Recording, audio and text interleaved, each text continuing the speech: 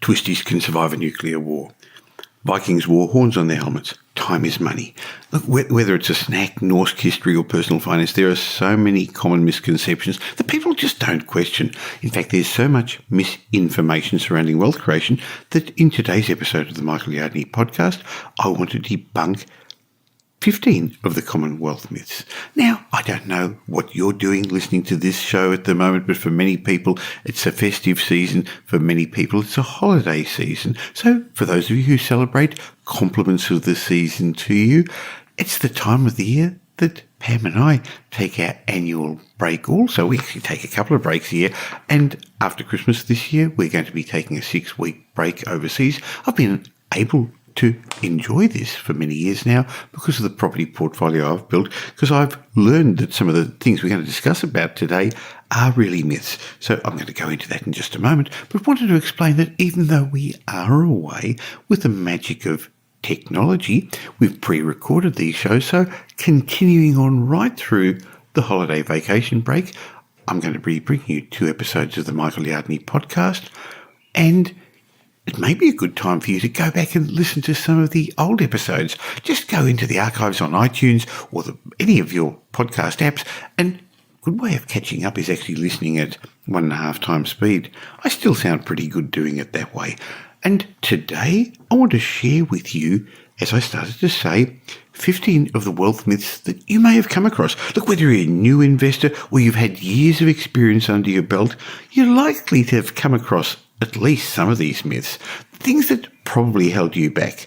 And when it comes to investing, I guess you realise that hindsight is fantastic. You know, that 2020 vision, looking back smart. You would have said, oh, if I should have, or if I would have, or if I could have, I've been rich by now. All those statements can be made by peering back now at how your property investments or how the markets worked, or in general how the economy performed over time. If there's something I've learned from hindsight, it is that we shouldn't allow the blanket statements that I'm going to share with you in a few minutes. Oftentimes they're myths, of course. You shouldn't allow them to hold you back. So, welcome to today's episode of the Michael Yardney podcast, where we explore 15 common myths about wealth, because I want to help you avoid the woulda, coulda, shouldas.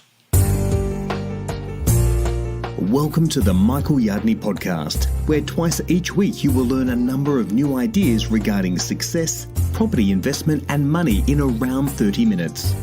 Our show is brought to you by Metropole, who specialise in helping you grow, protect and pass on your wealth through strategic property and wealth advice. Now here's your host, Michael Yardney, Australia's most trusted property commentator, who has once again been voted Australia's leading property investment advisor. That's the 5th time he's won a similar award in the last 7 years.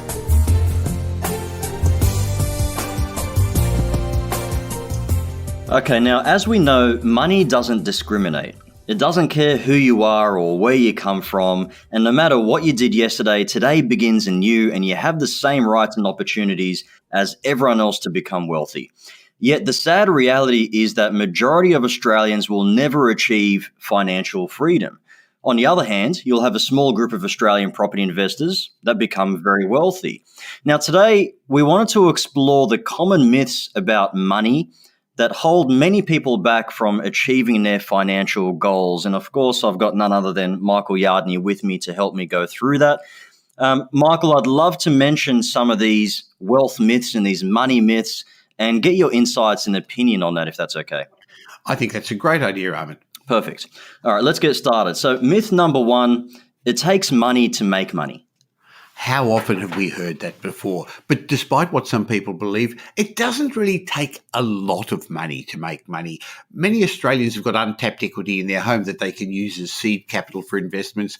But others are going to have to learn the discipline of saving to get started. They've got to get some capital going. Then all they need to do is invest in high growth investments. And, you know, my preferred strategy is residential real estate, and then use the magic of compounding, leverage and time to grow their asset base. So you don't need a fortune to make your first million. You just need to commit. You need to have financial discipline, make a start, and then stick with it, Ahmed. Okay. Myth number 2, I don't make enough money. Well, yeah, they say that everyone makes enough money to become an investor. The truth is most people don't have an income problem, Ahmed. They actually have a spending problem. I say to people, look at your current wage and just ask yourself, how much am I likely to earn over my lifetime? And when you look at it, if people are earning $100,000 a year, and that's a really easy figure to put in my head, and they're going to work for 20 years, they're going to earn $2 million. If they're going to work for 40 years, they're going to earn $4 million. And that's not even raising it by inflation. The trouble is, though, that they earn a couple of $1 million, but they never keep it. The problem is most of us spend as much as we earn. And when you earn a little bit more, you spend a little bit more. So you've got to learn to start living within your means, and you've got to pay yourself first.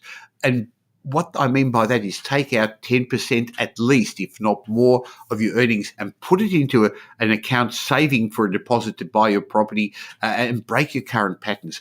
If you're older, if you actually left it longer to get going and you haven't got as much time, you probably have to put aside more than 10%.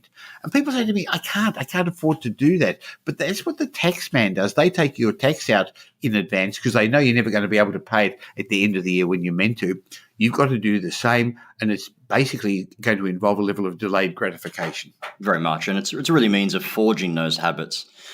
Number 3 is a dangerous myth, and that is my job and superannuation will take care of my financial future.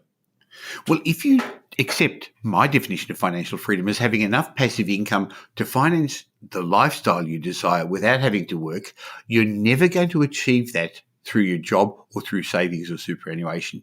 Instead, you're going to need to control your financial future by investing. So yes, you will have a super, and maybe or maybe not, there will be a pension, and you can't count on your job. I read recently that 30% of the jobs in Australia that are currently here won't be around by 2030, and that's just around the corner.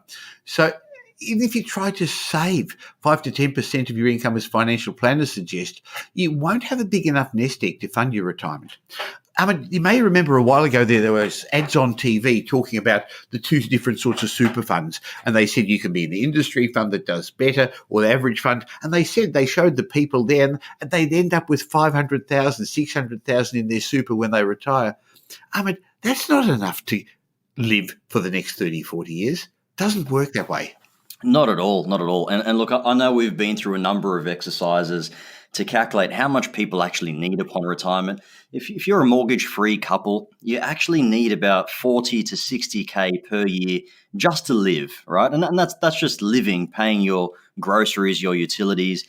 If you want a few luxuries, if you want to travel once or twice a year and focus on your hobbies and interests, you actually need closer to 80 to 100K per year to live. And that means with 600K, Michael, you're living for about 5 or 6 years, and then what?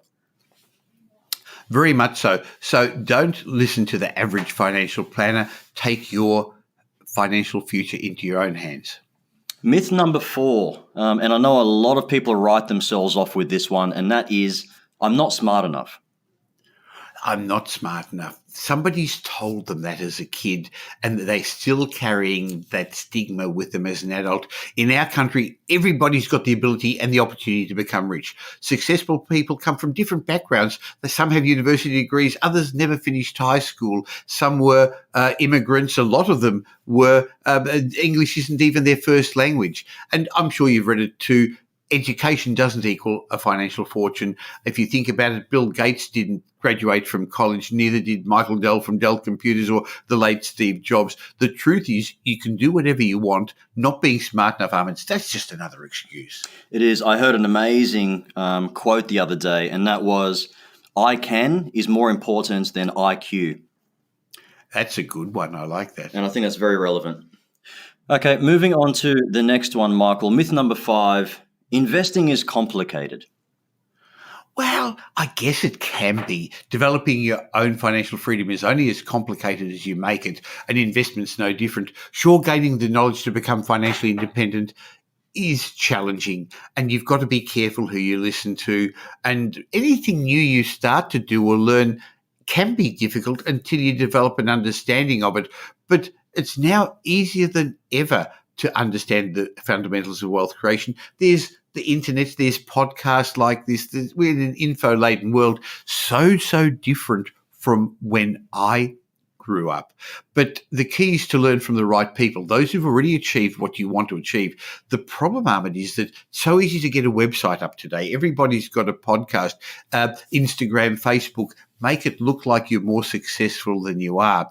And so it's important. But this is nothing new. In the old days, people used to have an apprenticeship and learn from a master, somebody who was a master of their trade. You've got to find the same today and then be prepared to pay to have the right mentors to lead you in the right direction. Yeah, right. And that's what it's all about. Look, investing can be complicated if you're starting from scratch and you know nothing about it. But you've got people out there that you can leverage off. I'm not an expert in accounting and I don't try and do it myself, but I've got an amazing accountant. I'm not an expert in law. I've got an amazing solicitor. So if you find investing complicated or you're just starting, reach out to a mentor, reach out to someone that you can learn from. Myth number 6, Michael. Investing is risky. Well, it depends upon your definition of risk. So the definition of investment is to commit money or capital in order to gain a financial return. Risk doesn't even get into there. However, many people speculate when they think they're investing. They buy a property in a secondary location or they buy off the plan hoping it increases in value. Speculation is risky, Ahmed. On the other hand, finding a property with an element of scarcity, so it's always going to be in strong demand in an area that's always outperformed the averages, buying it below intrinsic value, that's a proven investment strategy that minimizes your risk. So the risk isn't as much with the investment, it's usually with the investor. So I say to people, is property development risky? And they say yes. And I say, well, no, not to me, because I've done hundreds. Having said that, developing a high-rise tower or a big commercial development is risky to me. So it really depends upon the person. The biggest risk lies with the investor, and you can mitigate that by learning, by educating yourself, and by surrounding yourself with a good team. Couldn't agree more, Michael. And I think that's a very, very important point.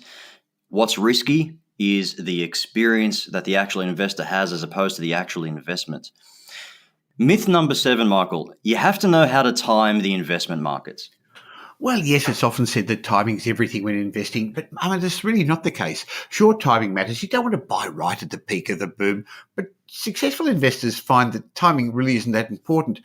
I don't know if you've noticed, but some investors seem to do well in good times. They do just as well in bad times, while others do poorly in good times and even worse in bad times. The truth is successful investors know how to create profit at any point in the property cycle, while unsuccessful investors, they just manage to lose money at the same stage of the cycle. This suggests to me it's not our external world that determines whether we make money or not. It's something inside us, our mindset, our knowledge. And so timing is very misunderstood. Very true.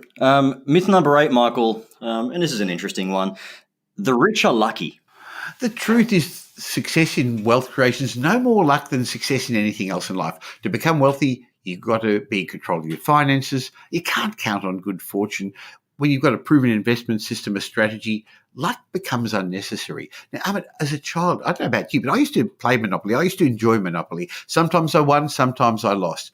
And as an adult, I've played Monopoly a couple of times. And I remember actually playing with a very intelligent finance strategist and mortgage broker. And I realized now that contrary to what I thought when I was young, it's not a game of luck. Good players know the right spots on the board to get the best returns on their investment. They know how to acquire and control the best monopolies in order to collect the highest rents. They've learned how to negotiate and find how to get good deals. They've learned to take the luck out of monopoly and consistently win big as a result. Now, to me, that actually sounds like a lot like the real world of investing. So you need to learn how to take the luck out of wealth creation and instead develop some smart strategies to get ahead. First, you need to learn how to play the game. Then you need to know how to win the game. I love that Monopoly analogy, and I think that works perfectly for this particular myth. You have to know how to play the game. I mean, how many times have you played Monopoly with someone that just procrastinates? They land on a particular property and they choose not to buy it. They land on another property and choose not to buy it while you're out there and you're buying anything and everything. And it puts you in a much better position because you've actually got properties to work off. It is a game, and I think Monopoly is a perfect analogy for that. Thank you, Michael. It's interesting, though, how you play a game, because you tend to play it the same way you play in real life. Isn't it interesting how people hesitate even though it's a game? Very true. Everyone's got a different risk profile, and they still adapt that to an actual game where you've got nothing to lose. Myth number 9, Michael: to become rich, you must diversify. Wrong. I know that's what most financial planners suggest, isn't it? Diversification, in my mind, leads to averageness. I found successful investors don't diversify. They cultivate their skills, the skills that are required to be better, smarter, make investment decisions, and they specialize in one niche. In property, it's actually hard to diversify because property is expensive and lumpy. So when you buy one property, I'd rather own one good one than two secondary ones in bad locations. Within property, you can diversify because I own commercial, residential, industrial properties. I own properties in various locations. I own apartments, townhouses. So therefore, I have diversification within the asset class, but I've found an asset class that works really well. So I don't look for diversification elsewhere. Myth number 10, Michael. This is an important myth to unravel because I think a lot of us have been conditioned a certain way, and that is we've been conditioned to buy something and make sure we pay off that debt straight away, which doesn't work very well for property investment. But the myth is paying off your house provides security. Well, I heard that from my parents as well. Get a good education, get a good job, buy a house, pay it off. And they were well-meaning, and they probably learned that from their parents as well. But it's one of those old myths that isn't relevant, doesn't make sense in the new financial era. The problem is, once you paid off your house, you end up with idle equity sitting under your roof doing nothing, equity that you could use as a deposit to buy an investment property and grow your wealth. But people say, oh, but my home mortgage isn't tax deductible. But at the interest rate today that you're paying it with a 3 in front of it, sometimes even with a 2 in front of it, even if it's got a 4 in front of it, doesn't matter. Your home is an asset. It increases in value. It's not an income producing asset, but rather than pay it off, use the money wisely elsewhere to leverage and gear and buy other income-producing assets. Well said. Myth number 11, all the good investments are taken.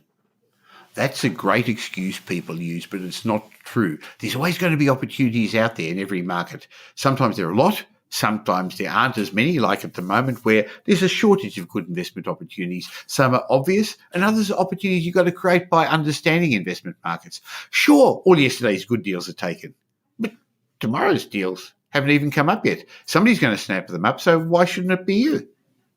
Very true. Myth number 12, Michael. If you want to do it right, you have to do it yourself.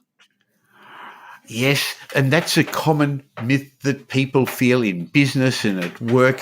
They have difficulty letting go or delegating. But the truth is there's no such thing as a self-made millionaire. All successful property investors have a good team of professional advisors and supportive mentors around them. This doesn't mean you hand over all responsibility or full responsibility for your wealth creation. You've got to actually have a level of education. You've got to have a level of knowledge. You don't outsource that, but you can outsource the doing. The rich recognize that they can't be an expert at all aspects of wealth creation, so they find a team of experts that they can have on their side to help level the playing field.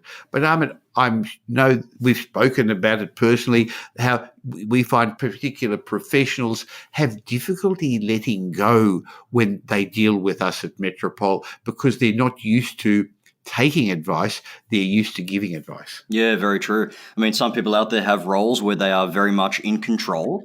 I guess that makes them control freaks to a certain extent, but the best way to actually become wealthy on this journey is to take advice from different professionals.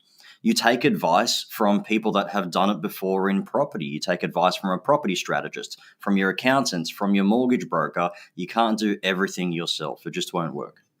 No. Myth number 13, and that is, I've done everything wrong. It's too late for me.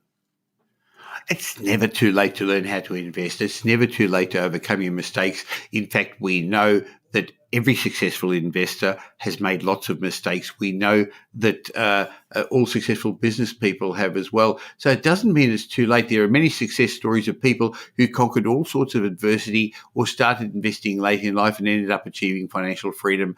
I watched the movie about McDonald's not that long ago where Ray Kroc was over his 50s when he built that first fast food outlet. We've heard the stories of Colonel Sanders. But you and I have come across investors as well who have left it later than they would like. And yes, it does make it harder. And it means you haven't got the ability to make mistakes. You can't get it wrong later in life. But all the more reason to get a good team around you to help avoid the mistakes. Absolutely. Myth number 14, debt is bad. Well, most Australians have been brought up with that. Debt's a dirty word, but not all debt is bad. Savvy investors know how to use good debt to buy appreciating assets. So good debt is debt used to leverage assets that appreciate in value and bring income in, like residential real estate. Necessary debt is your home mortgage. You're still buying an asset, and even though it's not bringing income in, I believe it's necessary. Bad debt is against depreciating assets like cars and the latest smartphones and other things, which once you've built a big asset base, once you've actually got some wealth, you're actually allowed to indulge and buy nice cars and buy boats or planes or have holidays or take on debt.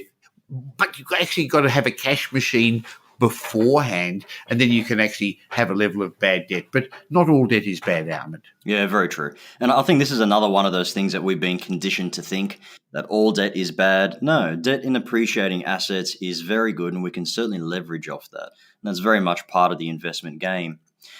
Myth number 15, it doesn't matter what I want. I just can't do it. Yeah, look, subscribing to this myth almost certainly going to guarantee your failure because our beliefs and our perceptions become our reality.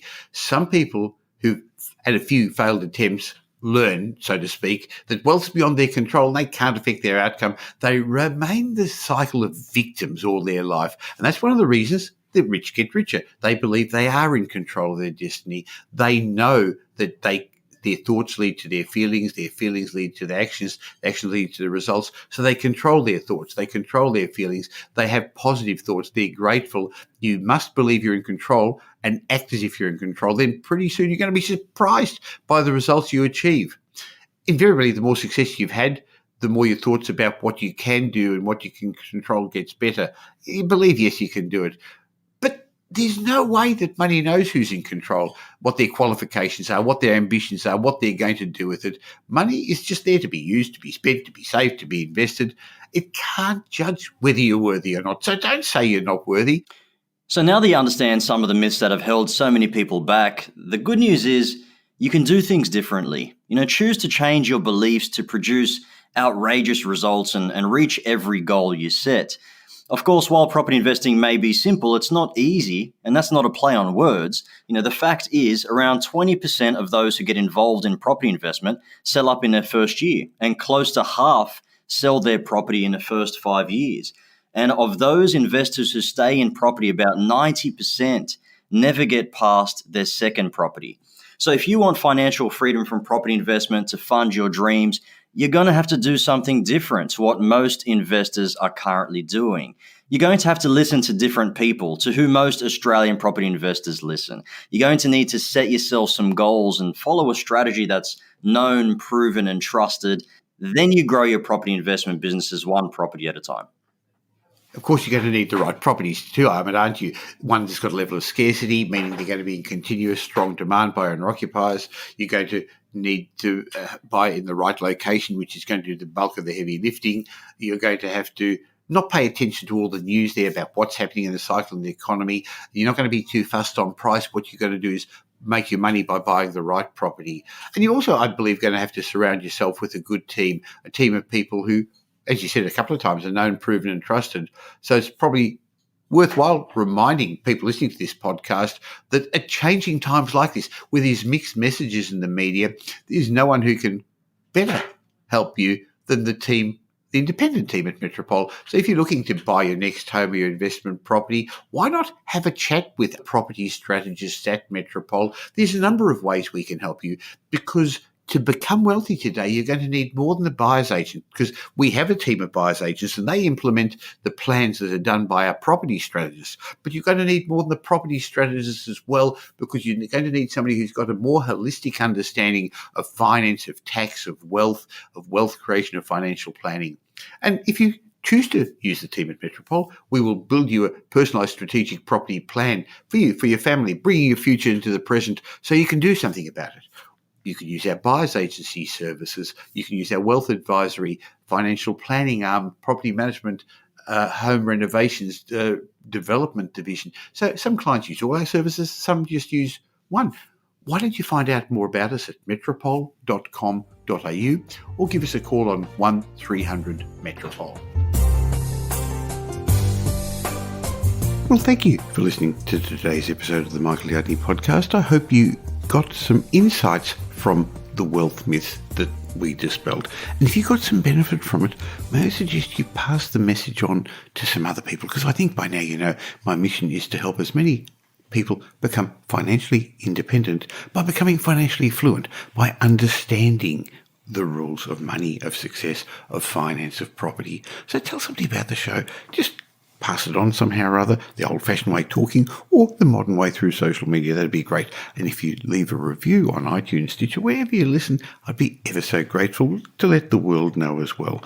Now, the problem with these myths are that they are ingrained in, I know part of the job that we have to do at Metropole is to actually stop our clients from holding themselves back. That's why it's useful to have somebody independent on your side, like our team at Metropole. In fact, I've got 60 people in my team at Metropole. We were recently awarded, very proud that we were awarded an International Award of Australia's leading property consultants. But we're much more than property consultants. Sure, we give strategic property advice and build strategy plans. Sure, we're Australia's largest buyer's agents, having been involved in well over $3 billion worth of property transactions. We currently manage over $2 billion worth of property assets for our clients. But we also have a wealth advisory division, financial planning division, renovations, development. So you need more than the buyer's agent to grow wealth in this new environment. You need more than the property strategist. Why not let the team at Metropole, who've got a holistic view, help you through your journey as well? I'd love to be part of your journey. So why not give us a call at Metropole 1300 Metropole, or just go to metropole.com.au. And twice a week, I'm going to be here in your ears to help you become financially independent. So I look forward to catching up with you again real soon. In the meantime, have a great week. Make it a great week. Thanks for listening to this episode of the Michael Yardney podcast, which was brought to you by Metropole, who help their clients grow, protect, and pass on their wealth through strategic property and wealth advice. If you like what you heard and don't already subscribe, you'll find us on iTunes or on your favourite Android app as the Michael Yardney podcast. Watch out for our next show, which comes to you twice a week, and you'll learn some new ideas about property investment, success, and money in around 30 minutes. To get more of Michael's thoughts, go across to www.propertyupdate.com.au and sign up for his daily morning briefing, and you'll hear from not only Michael but a group of leading property success and money experts. And just a reminder that the information you heard in this show today is general educational advice and not specific investment advice, as we don't know your personal circumstances. If you're looking for specific advice, why not ask the team at Metropole to help you?